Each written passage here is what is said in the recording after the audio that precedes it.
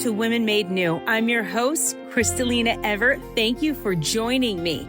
So today we are going to have Lisa Cotter. But before we get into it with her, there's something I want to remind all parents out there.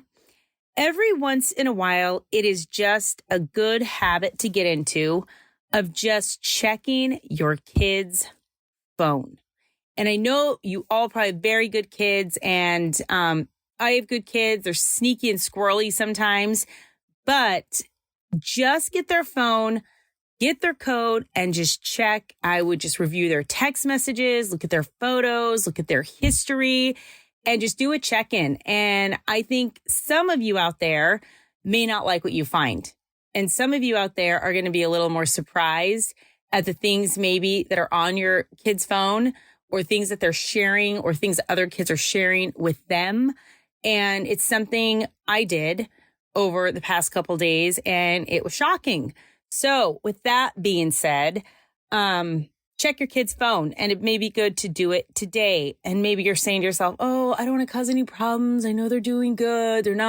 They're good kids. Yes, I'm sure they're good kids, but other kids aren't good kids. And they're probably sending your good kid some really bad things. So just a little reminder, just a little check-in. I would get your child's phone today and just sift through it. And also today is confession, and it would be really good if you can take your teens to confession, take your kids to confession. Let them see you going to confession. Let them know that's a priority in the house, that's something that we do. And honestly, it's a privilege that we get to do those things. It's a privilege we have the Eucharist, and slowly it seems privileges and things that we were used to on an everyday basis are not there anymore. And we don't want to take our faith and the beauty that we have in the Catholic Church and the sacraments for granted. So I just wanted to say that before we start. So right now we are going to get into it with Lisa Cotter.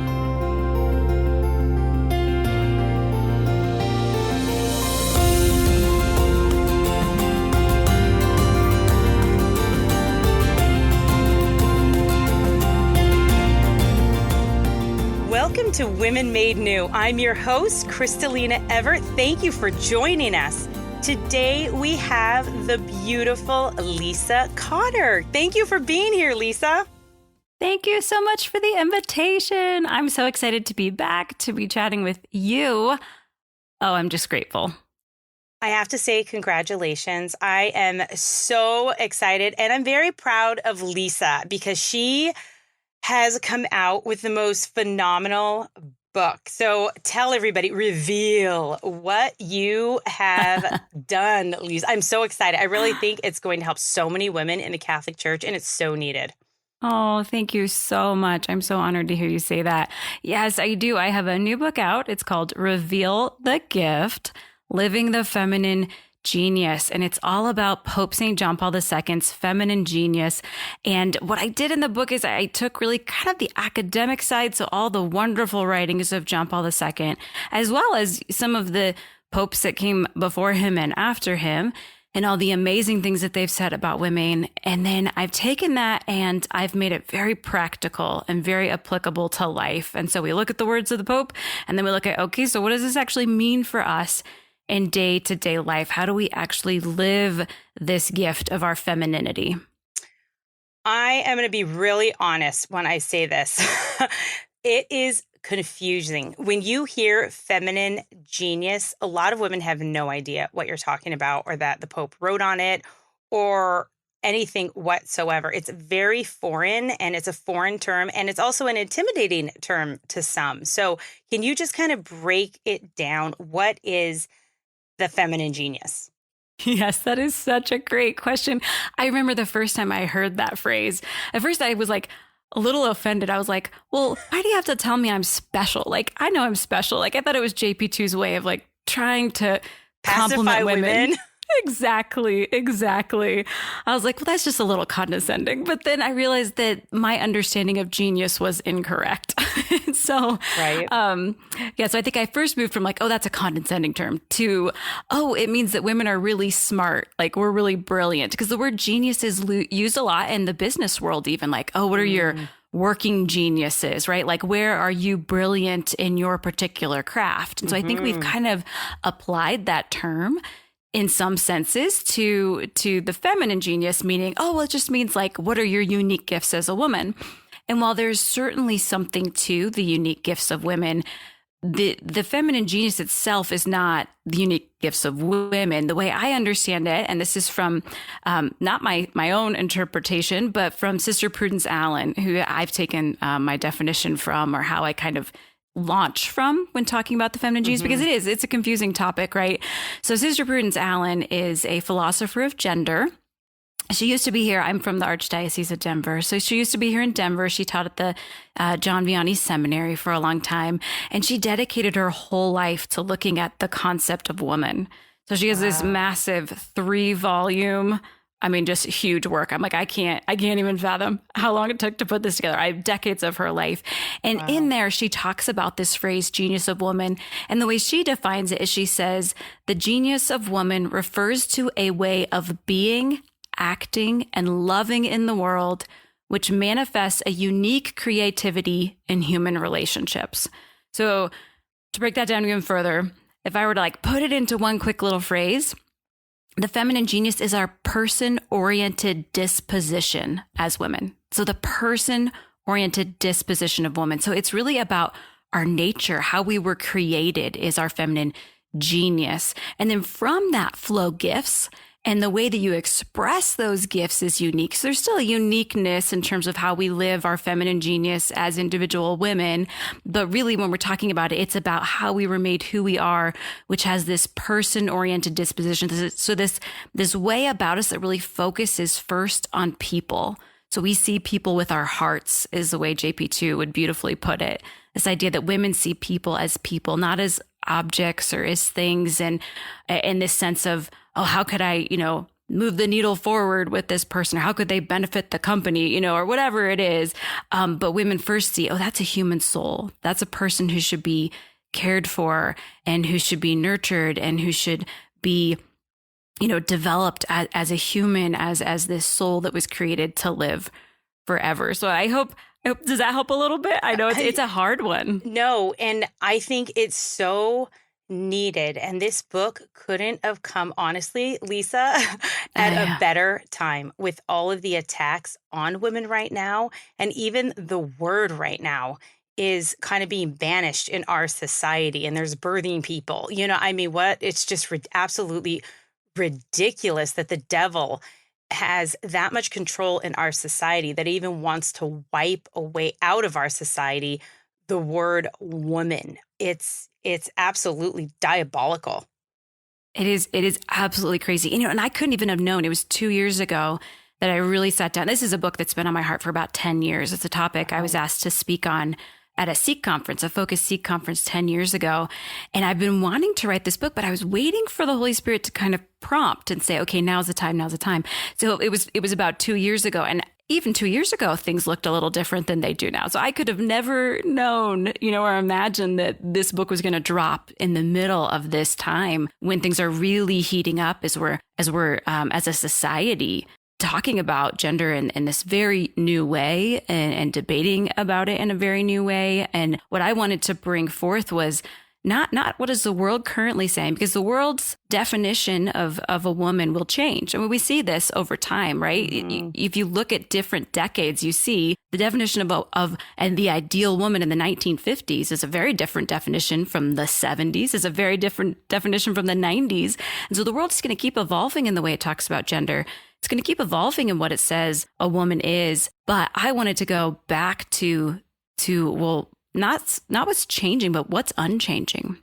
What is steadfast, right? Yeah. What is steady? What does God have there as the baseline that's untouchable and unchangeable? What is that, Lisa?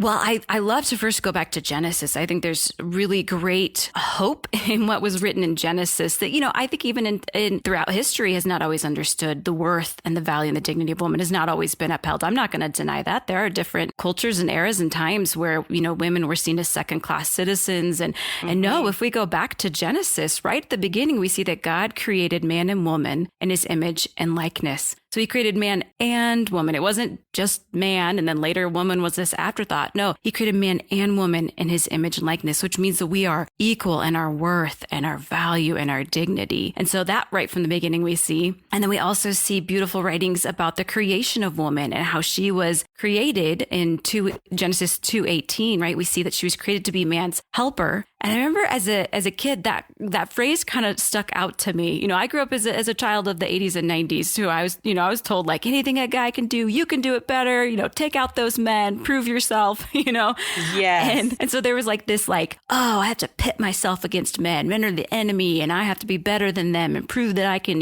assert myself like a man, all these things. But here we see in Genesis 2:18, this phrase helper here, the way JP2 talks about it really brought a whole new understanding to me. He talks about how this idea of help is not one-sided, but mutual. That's what he says in Mulier's Dignitas. It's not one-sided, but mutual. So there's a way in which men and women help each other. And this is this great concept of complementarity that he really talks about, how we have unique gifts and unique aspects that we bring to the world in our gender, but we don't make sense outside of each other. We complement each other in the way that we express our masculine and femininity. And when those things are expressed, that's when humanity is fully realized, is how he says it. That's when we really fully see what it means to be human, is when we understand these two genders in complementarity, not in separated as, here's men, here's women, but no, how do we as genders complement each other? And what does that mean for humanity? And so that was really, really helpful for me in understanding the dignity of who I am, but also the beauty of how my femininity complements masculinity. And that brings about the fullness of humanity. For those of you that are just tuning in to Women Made New, we are talking with Lisa Cotter about her new book, Reveal the Gift, Living the Feminine Genius. And you break this down in such a beautiful way that the everyday ABC Catholic like me can understand, because a lot of this can be confusing. And really, with all of the attacks on our gender as women right now, I think it is so important to have that foundation of one, knowing who you are, whose you are, and what the church teaches about us as women. And in my mind, there in that foundation, there's a lot of clarity and a lot of protection almost of, look, this is what God created me for, and there's nothing else. This is what I am supposed to be doing. This is what God is asking of me, and this is my role here and what God intended for my life. And it's a very unique, and there is genius to the way God set everything up, and it all just flows. It's so peacefully, but you got to be in God's plan, because when you get outside of that, man, those are some rough waters that I don't want to go navigate, because it is scary out there, huh? Yes, it absolutely can be. Yeah. And I love how you put that. We have to know who we are and whose we are. And I think that when we try to understand our identity apart from God, or apart from the foundation of which we were created, and apart from what the church has revealed to us through the ages about the uniqueness of our gender, it leaves people hopeless. It leaves them in a lot of despair. And I think that when you understand that, no, like you have great purpose in the way that you're created, and recognize too that doesn't mean that you have to live in this neat itty bitty little box. And there's only one way to express that. And if you don't express it in this exact way, well, then you're going to fail. But realizing that there's this huge like playing field on which you can live and express this gift that you have. I think it just helps women to be free. It's like we need certain parameters. Just like any game, there needs to be a certain amount of rules, or else the game is just chaos. Yeah, that's our society right now is the chaos. You see it erupting everywhere, Lisa, right? And people think that we're suppressed. we're so suppressed in the church as women, and we're not allowed to be free and grow and become who we were created to be, whatever that may be. If it's gender fluid, if it's male, female, whatever goes, right?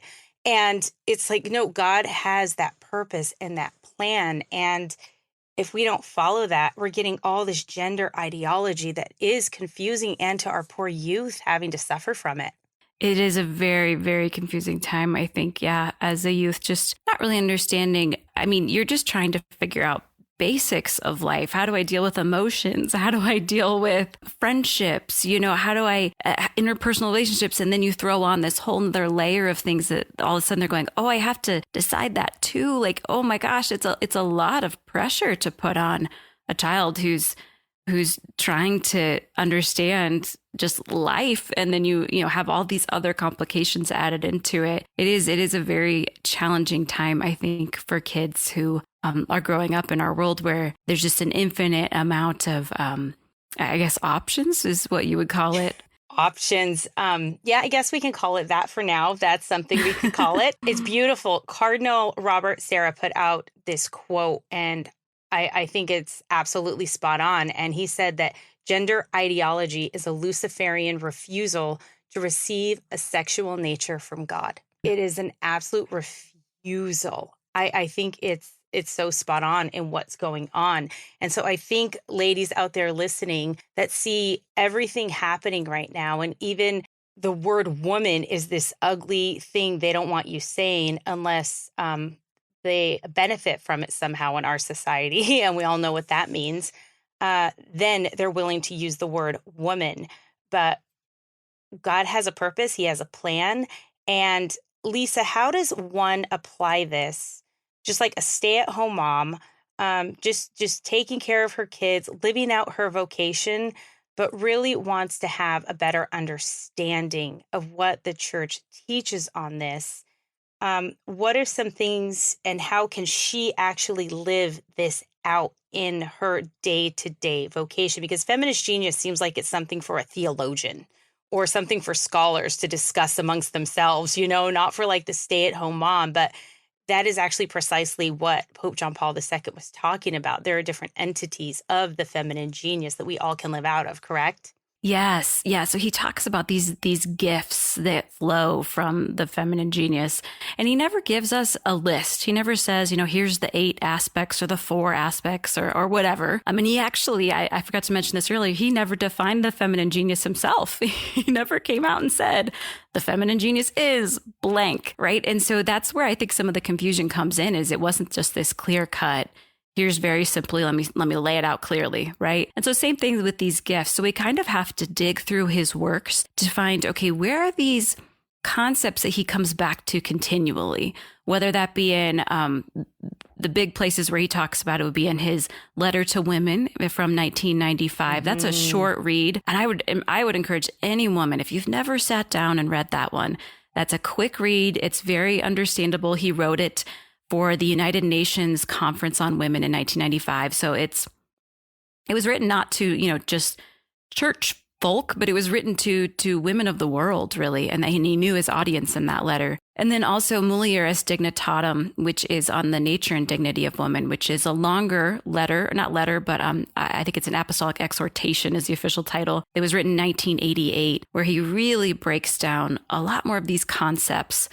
And then we have... well, do you have a link to the speech that he gave to the United Nations on women? And if you give that to me, what I'll do, ladies, is I will post that and I will put it on Twitter after the show is done today. So then that way, if any of you do want to just go and click on that link, then you can even just print it out and read it when maybe if you have a breastfeeding baby, have it there next to your that's where I did a lot of my reading. My goodness, I got books written while I was breastfeeding. So there's a lot that could happen while you're sitting there with your little baby, or just print it out. And when there's a time, or put it wherever your reading corner is, and then just go through it. And even if you have to piecemeal it and you can't read it all in one read, that's fine. But I think there's so much fruit in there that can benefit a lot of what's going on and your understanding of of this feminine genius. But do you have the link, Lisa? And then I'll post it for everybody and they can just click on that. Absolutely. Yep. That's an easy one. I can definitely get that to you. Yeah. So John Paul II, he spoke to us as women frequently. He had a special place in his heart for us, I think, because at the time, you got to look at it. This was 1988. This was 1995. And then in between too, you see times where he's speaking at his Wednesday audiences where he's really specifically addressing women. And I think he's doing this because in the 80s and 90s, like I said, my experience growing up as a kid was that women were really being told, hey, stop being so feminine, become more masculine. And so he was saying, oh, no, ladies, listen, what you bring to this world is vitally essential. You humanize the world. And if you start trying to become like men who have their own unique role, then we're just going to have one expression of humanity. We're just going to have a bunch of, people expressing humanity in a masculine form, and we're going to lose a piece of our humanity. What you bring complements men, and without that, we're going to lose that humanizing aspect that you bring. And so when I say that humanizing aspect, I'm thinking back, Crystalina, to that question of, so what do you say to that woman who's home, right? Like that work that you're doing as a wife and a mother is very foundational to the feminine genius. You get to express that gift that all women are given in our kind of foundational nature as human beings who are women who are made to be receptive and made to be maternal. Right? Like that's just written on our bodies, right? Like it's just our nature. Yeah, it's written on it's something that's first actually written on our souls and then revealed through our bodies, because we were made in the image of God who what? Gives and receives. And so we were created to give and receive. And we, as women, in a unique way, reveal that ability to receive right through our bodies, because we can receive in the marital act and we can mother. And whether or not a woman physically becomes a mother or not, all women have the gifts needed to mother because she has the potential to be a mother. She has that womb. And so God gives every woman those gifts to mother. And so some women live that out as physical mothers, and other women live that out as spiritual mothers, not just religious sisters, although they definitely live that out, right? In a very unique way, their spiritual motherhood. But even those who are not yet physical mothers, or maybe will never be physical mothers, those who are adoptive mothers, right? We all have this gift to be able to mother the world, to be able to bring into this world this ability to nurture. Like that's what a good mom does, right? Like she nurtures her children to become who they were created to be. And we as women nurture the world in a unique way so that the world can be as it was created to be. And that's part of our role, is to help people achieve that. And so as physical mothers, you get this amazing opportunity to have that front row seat of building a soul, building their character, helping them develop and become who they're going to be for their life here on earth. But even more than that, for all of eternity. Like we were created to live forever as immortal souls. And you get to be that person who helps that soul grow in love of Jesus and in love of neighbor. And like what a unique and amazing gift that is, and privilege that is. It always is so shocking and even just humbling that the God of heaven and earth touched my womb and put life in there. My womb, Crystalina's womb, and gave me life and gave me my children. And God did that. And there was that moment where he put his life into my womb. And it's beautiful, because I don't think people just step back and think that, because it's between a man and a woman and that beautiful union that creates a child. But there's actually three that are creating that child, and God is in there. And it's just beautiful that he creates that life within you. And it's overwhelming, at least for me, to think of that, and I know in that moment when he doesn't, he gives you that child, he gives you all the graces necessary to raise and nurture and get through whatever it is you need to take care of that life that he gave you. And even if he takes that life away, I lost 2 children with miscarriages, that he knew that was going to happen, but he gave me those lives, and there was a reason and a purpose and a plan. And my children know, and we pray and we talk about them sometimes, but those are my babies too, waiting for me. And I feel like the second I just die, they're going to be there, just right there when I open my eyes. But it's beautiful that every life that God gives you, no matter what happens, there is a purpose and there is a plan. And also an easy way to nurture your children at home, almost with this concept of the gifts and what God created them to be, to kind of live this out. I ask my children all the time, they just get annoyed. And it's interesting, the different things over time that come out of their mouths, right? Of just, what do you think? That's what I ask. What do you think God wants you to be when you grow up? Instead of, oh, what do you want to be when you grow up? Or what do you want to do when you grow up? No, that's not the right question in my mind. It's, what do you think God wants you to be when you grow up? Right? Yes. And they kind of think about that. And I'm like, he gave you gifts. They're there. You got to find them. And just little things here and there that I say, but it's literally written in our hearts. And it's almost just like the deeper we dive into that relationship with him, he kind of reveals to us over time the gifts and talents. And it's almost this beautiful dance and relationship that you have with God as you grow into them, right? Mm-hmm. And I love that as a mom, getting to help your kids discover that, right? Like, your kids in a really unique way because you've known them, you've been with them since the instant that they were created, right? Mm-hmm. Something beautiful about that. Or since the instant they were born for those adoptive mothers. I mean, you've been with them every step of the way. And so you get to know their personalities. You get to see them. How do they react in different situations? And where do they struggle and where do they succeed and excel? And to get to help them draw that out, like, what a privilege. It's been so fun. My oldest is a 15 teenager like yours, Lisa. all the way down to, I know, right? Right. No, I used to live by Lisa in Colorado. And we didn't live that far. And the kids would come over to my house and play on my blow-up jumper and the swing set and my crazy home, okay? It just was a fun house at times. But it was really sweet. Lisa brought meals over when I had the baby. And it was just really, really sweet. And it's just so interesting. Even when I saw pictures of your kids on Instagram, it was shocking because I just remember them being so little, jumping in my jumper, in my living room. And here they are, and they've grown up so much, and it happens so fast, Lisa. And we really do have a short time to implement what it is we need, but they will always go back to that foundation that you plant for them. They do. I did. I even, as far as I went off and sinning and everything else, you kind of always go back to that foundation at some point in your life, it seems like. Mm-hmm. Yeah, that's the hope. That's the prayer, right? Like, that's always my prayer is like, oh Lord, I hope I'm giving them everything they need before they head out so they don't forget you.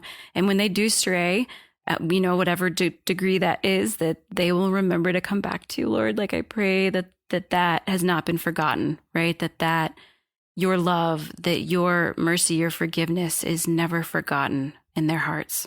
Yeah. And we've got to keep on, no matter how hard or how much society comes against us. We got to just keep on as moms and always just do what we know is right for our children. And God has put that in our hearts. And you have that mama intuition. And that's that beautiful gift that all mothers have, that God has given us, that you just know sometimes what your kids need, right? You just know what you know when they're doing something wrong too. At least I do. Or at least I've had so many over the time. I'm just like, where's Colby? Just too quiet. What's going on? You just kind of know because God has given you that gift of motherhood. And there's certain things that come along with it that I thank him for every day.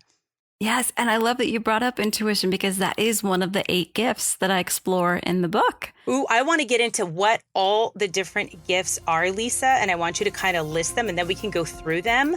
And we are going to take a quick break with our friends at EWTN, and we will be back with Lisa Cotter, and she is going to go through the list of all the different gifts, and we will be talking more about her beautiful book, Reveal and Feminine Genius. So stay tuned.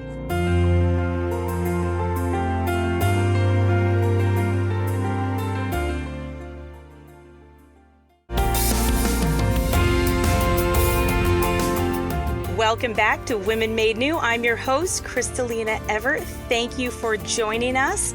We are here with Lisa Cotter discussing her new book, Reveal, Living the Feminine genius. And before we went to break, we were discussing all the different lists of the different gifts that are within her book that she explains and describes. And Lisa, would you go through some of them or all of them for the listeners right now? Yeah, let's start with self-giving. That's the first one on the list. And to make sure, I always want to be clear with this. So this is not a definitive list. JP2 didn't say, here are the 8 gifts of the feminine genius, or, he never gave us a list, but these are the things that I saw him pulling out frequently as he was talking about the feminine genius, the gift of womanhood, what women uniquely bring into the world. And so I start with self-giving, which I think some people, if you know the theology of the body, that can be a little surprising, because it's like, oh, but I thought that women's nature is receptive, man's nature is as a giver, right? And this is not wrong in any way at all to understand it in that way. But it doesn't mean that these gifts are exclusive. So Pope Benedict does an amazing job of talking about how men and women, there are certain gifts that each gender is the privileged sign of. So it means that there's something about this gift that a particular gender lives uniquely well, and their job is to model that to the other gender who's also called to live that, right? So we know that all humans, John Paul II was famous for always saying this idea, this phrase that man can only fully find himself in a sincere gift of self to other, right? So this is a universal call that we be self-giving, but there's a unique way that women give, and a unique way that we are a gift of self to the world, to our families, to our friends, even to our places where we work. We have the unique call and gift of self that we bring. And so that's where I start, is with this idea of what is this unique way in which women give of themselves to the world. And then we move into receptivity, which is this one we were talking about a little earlier, that's written on our soul, but revealed through our bodies in a unique way as women. And then maternity, which I had also mentioned. So these are kind of the foundations really of the feminine genius, of the gifts that flow, of the gifts. And then from these things flow some other gifts that John Paul II talked about quite frequently that we haven't really touched on. So I'd be happy to hear your thoughts on these too, Crystalina. So the first one is sensitivity. John Paul II talked a lot about how women have a unique sensitivity. And when I first heard that, I thought, oh man, well, I'm not a very good woman because I'm not very sensitive. But here, to a certain extent, we have that capacity, but we also, well, my question is, what's the difference between intuition and sensitivity? Because they're very close aligned, right? You're absolutely right. You're so good, Crystalina. No. Yes, I know that was one I asked myself too. But there's this list that he gives in his letter to women, where he lists these 4 gifts kind of rapid fire. He thanks women for their sensitivity, intuition, generosity, and fidelity. And you're like, huh. So he lists them separately as 2 different things. And then if you go and you look in his writings, you'll see different times where he talks about sensitivity and he talks about intuition. But I think they're closely related, absolutely. But I think we first have to remember that sometimes we define things based on how the world defines them, and not how the church or God defines them, right? So when we think of sensitivity from a worldly perspective, the reason I thought I was like, oh man, I'm not a very good woman, is because I immediately thought sensitivity, crying, right? Like being overly emotional. Yes. Like I'm just not that kind of girl. Like I don't cry during many movies, like it takes a lot to move me to tears in the sense of like emotion, right? But John Paul II's sensitivity, what he's more speaking of is we're sensitive to the needs of others. Okay. I like that. That really does put kind of a line in the sand. Yeah. Mm-hmm. Yeah. So you think about like Mary at the wedding feast of Cana, right? Like she was very sensitive to the needs of that couple. They're running out of wine. She knows that's going to embarrass them. She knows that, it's this friend's wedding day. And that's the last thing that she would want, is to not be able to provide for her guests. And so she's very sensitive to that need. And so that's sensitivity. So this idea of like, oh, we see the needs of others. I think intuition, kind of the way I break it down, is that we see them and then we know what to do about them. That's where the intuition, right? The idea of just like, you just know.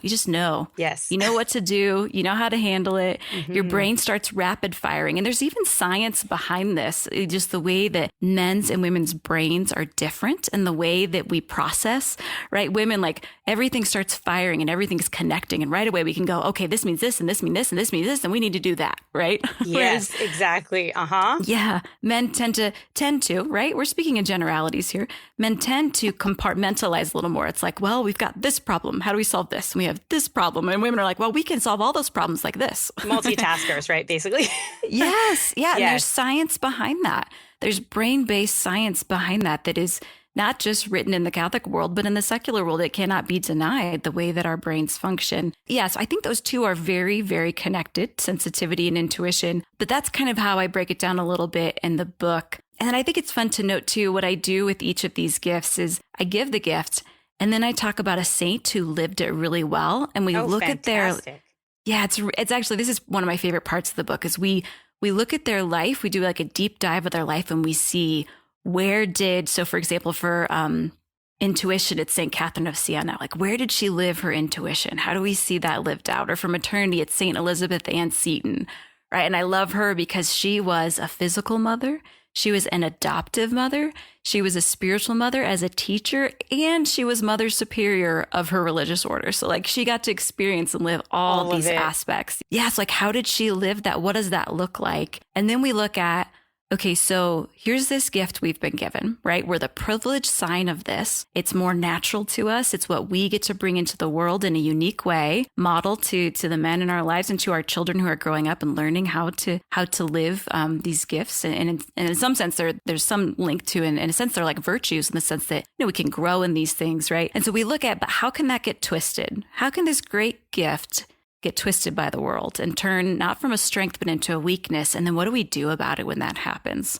And so that's kind of how each chapter flows as we look at each of these gifts. Oh, I love it, Lisa. That's phenomenal. And it really will break it down to any ABC Catholic like myself can understand and really take on these concepts. And one thing I know about the feminine genius and the gifts that God has given all of us is they're not meant just for us alone. God's gifts for us and that he's given us are never just meant for us, but we benefit from them, absolutely. But they're always meant to be gifted out for his church, for his people, for the greater glory of God, basically, right? And it's always meant to be given. And then you also receive in that giving. It's really beautiful how he created this cycle of life within the church, right? Yes. Yeah, exactly. Yeah. And that's why like that first gift is self-giving, because these gifts, like you said, they're not meant to serve us. They're meant to serve the world. Yes. And that's when you thrive. That's when you're kind of happy and more at peace. And it's so opposite, upside down, right? In the world's concept of, well, you have to live for yourself. Do it for yourself. You can't give right now. You can't have kids right now. You're going to waste your life. You're going to waste your youth, And then you're scrambling and trying to just keep everything for yourself. And then you're miserable and you have regrets. And, well, it's just not a good life. It just isn't. And everyone that has lived that life or had a taste of that life like me, I wouldn't want to go back for anything, for nothing, And I was living for myself in every way. And it was a horrible, disgusting lifestyle. Just binging on your own needs and wants is not a way to live at all. And so to really just give it all to God, because then you have that weight of the world and the sin and the confusion. And honestly, the more you live these things out right ordered, the easier and things just flow. Doesn't it seem that way, Lisa? And I fought it for a little while. I mean, being a speaker and going out and traveling and doing everything else, I was absolutely living my feminine genius in that for a time. And it was just for a season though, right? But then it kind of evolved because I got married and then I started having children and things changed. And so my gifts changed that God gave me and what he was asking me to do with those gifts. And so there also are seasons with these gifts as well, wouldn't you say? Yes. Yeah. And I think that's so important because I think sometimes we think, oh, well, I'll have to lose a part of myself. And in some sense, yeah, we do lose a piece of ourselves when we become mothers, but in the best way possible. But those gifts are still being used. They're just now being directed towards something new and something different. And, it's not like, oh, well, now I can't ever, live this gift that I have anymore, but that, no, I'm going to use it in a different way. Yes. And sometimes it changes and shifts, and then God brings you right back to it full circle, and you're stronger and you're better in that gift that you had to put on pause for a while, is what I have found, right? Mm-hmm. And the more you kind of give into what God is asking versus what you're asking, it hurts in the beginning sometimes, right? But at the same time, it's because you're growing and you're tapping into something new that he's given you, and you've got to get the muscle for it. And the only way to do that is to live it out day in and day out, right? To become strong in that. And it hurts and it's hard, but that I think comes along with gifts as well, wouldn't you say? Yeah. Yeah. And that's where I think when I say that they're kind of like virtues in the sense that you can grow in these things. Because I've had women say to me, well, I'm just not very maternal, or I'm just naturally selfish. I'm not self-giving. Join the club. Yeah. I'm like, oh, I understand that. But just because God gave these gifts to you doesn't mean that they're just quick and easy and natural. You have to grow in them. You have to work for them. You have to develop them and cultivate them. Especially if you've grown up not being told that these gifts are good, or that these gifts are purposeful, or I guess, sometimes some of these more feminine gifts, being sensitive or intuitive, sometimes in like the work world or in the cutthroat world of just trying to move the needle forward, those aren't as valued. And so they're not as cultivated. And so then you get to this stage where you really need them and you go, oh, well, I'm just not good at them. Well, maybe that's true, but that doesn't mean that you can't grow in them. That doesn't mean that you can't develop them. That doesn't mean that you can't turn to the Lord and say, hey, I know that like this is written on my heart, and this is a part of who I am, but Lord, like, show me, how do I do this? How do I be selfless? How do I give of myself when I don't want to? Because I think that's natural, right? Like, it doesn't mean you don't possess the gift. It just means that maybe you haven't exercised that muscle before. But once you do, it gets easier, and then it starts to become enjoyable, right? Like, I think about running. When I was in college, I trained for and ran a marathon. And those first few weeks were just painful. I did not like it. I didn't want to get up and go run. I didn't want to, have to stretch and get going. And then by the end of the marathon, oh my gosh, I loved running. Like, it was hard work, but my body craved it. I loved it. I got into a rhythm with it, and it became something that was natural. And then it was enjoyable. What got you into running? I am just a goal-oriented person. Yes, you are. You are, really. You're very serious, which is a beautiful thing. It's great, and you get a lot done, but what got you into it? You were doing it with friends? Was there a boyfriend? What was the motivation? Because when you really don't like doing something, but you keep on and keep on, there always has to be some motivation in it. Yeah, I think, I'm just the type of person who just wants to prove that they can do things that they don't think they can do, right? So I was in college, and I remember in high school running the mile for the last time and thinking, oh, good, I never have to run long distance again. I mean, this is 1 mile, and here I was. So ridiculous. And so I just thought, I'm going to run a marathon, and I'm just going to start at the beginning. I picked up a training book. It was like the non-runner's marathon trainer, right? And it started out with like, take a 10-minute walk. I'm like, okay, I can do that, right? Yeah. Like, I like to prove to myself that I can do things if I take the steps and I'm patient with myself and I hold on loosely, right? Because sometimes you set big goals and you can't finish them because that's not what God's calling you to. Sometimes that, you only can take it so far, and there's a reason, and you just have to let go of it. But it's funny that you say, was it for a boyfriend? Because it was not for a boyfriend, but halfway through my training, my husband, Kevin, who was just a friend. Yeah, I knew there was something. I think there was an extra motivation to finish, I should say. I think I would have finished anyway. That got you through. Yeah, he started to run with me just for fun. And it was through running. It was through that time just to have conversation. And sometimes other people would run with us. Sometimes it was just he and I. It kind of depended on the day and the run. but we really got to see each other and know each other in a unique way. You know, when you're running up a hill and you want to quit, you see someone's perseverance, you see their character come out, right? And the whining or just how they handle the toughness of the situation, huh? Yep. And here we were. And yeah, so we started a couple weeks before the actual running of the marathon. We started officially dating. So yeah. Nice. You still run too to this day together, don't you? We always run on our dating anniversary because he asked me out right before a run. And so that was really cute, like on our first date.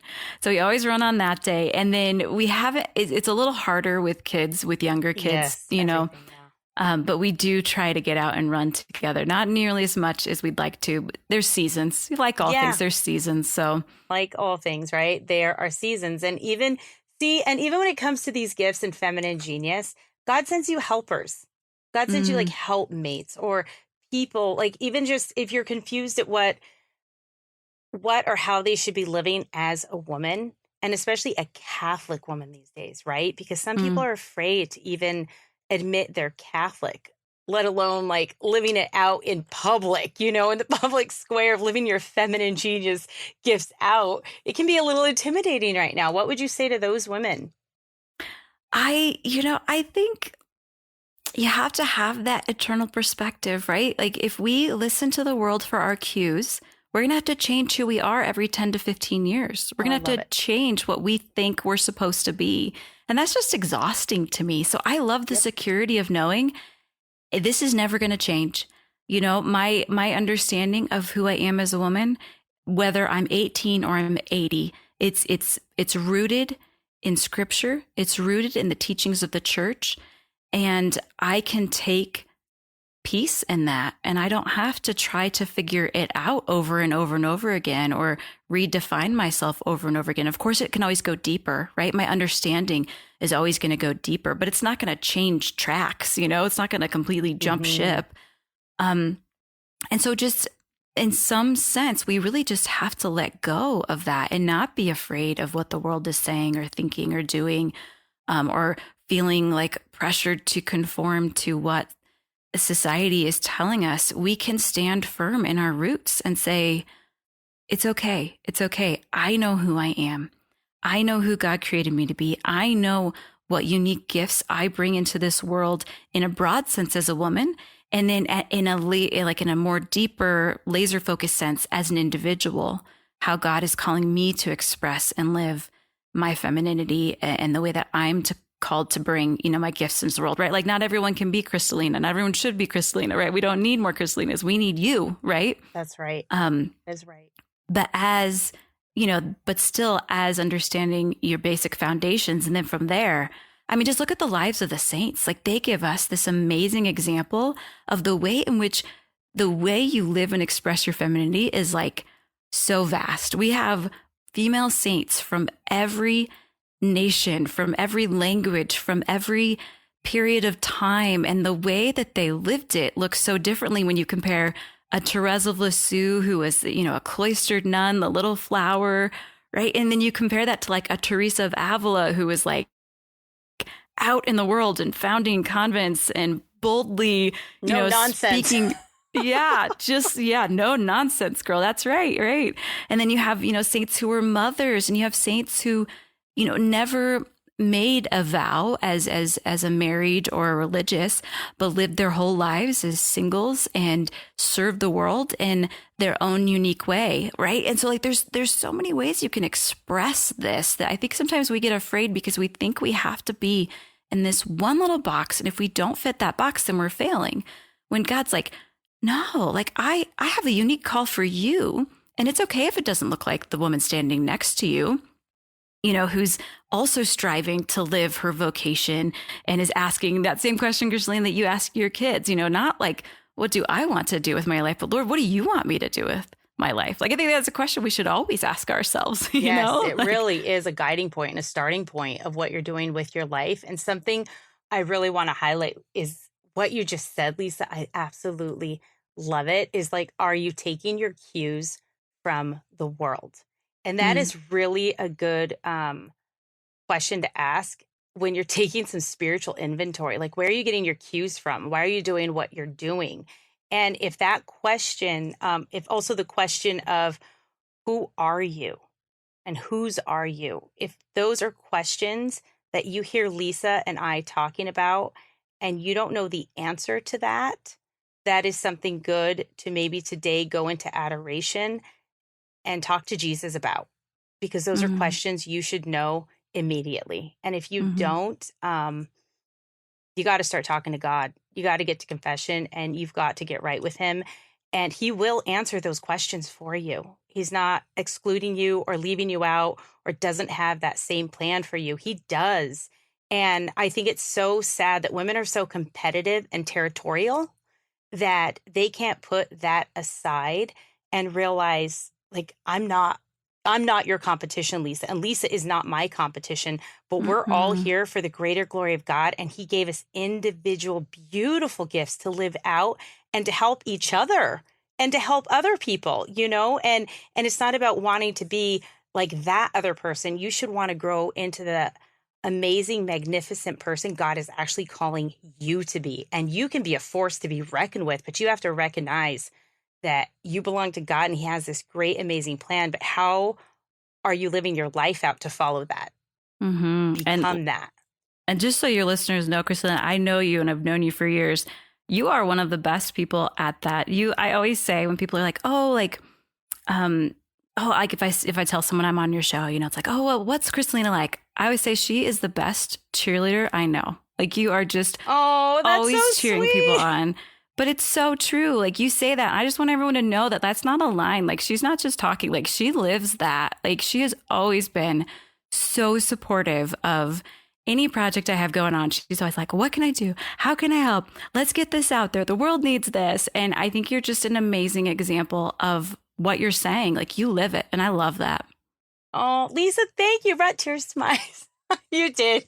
You're so sweet. Thank you. I really appreciate that. I just feel women really need to lift each other up, especially now, and to come together. And everybody needs that.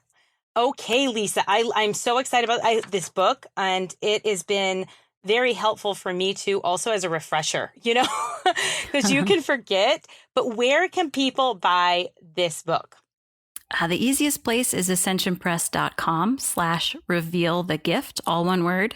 And it's also on Amazon. So if you just, search Reveal the Gift, Living the Feminine Genius, you're going to find it. And honestly, it's not something you have to read all at once. It can just be in different sittings, or in the morning, you do a chapter at a time or a couple pages at a time to just really, really let it kind of sit with you. It's absolutely a great book. And thank you. Thank you for being here again. It's been fun, and it's been nice talking with you again. We always have a good time. I know. I do. I really feel like we're just having coffee. It's great. Right? Well, thank you for being here, and you will be in my prayers, and I will have you back on soon. I would love that.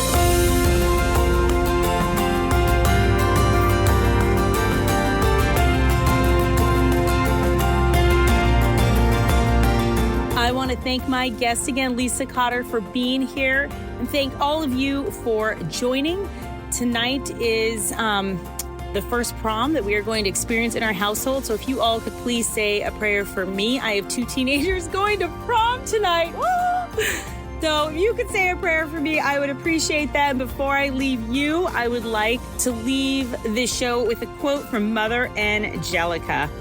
In everything that happens, Jesus is sounding the call to holiness. That's an excellent quote. I'm going to put that on my refrigerator. I hope you all have a wonderful weekend, and I'll see you next week. God bless. Bye-bye.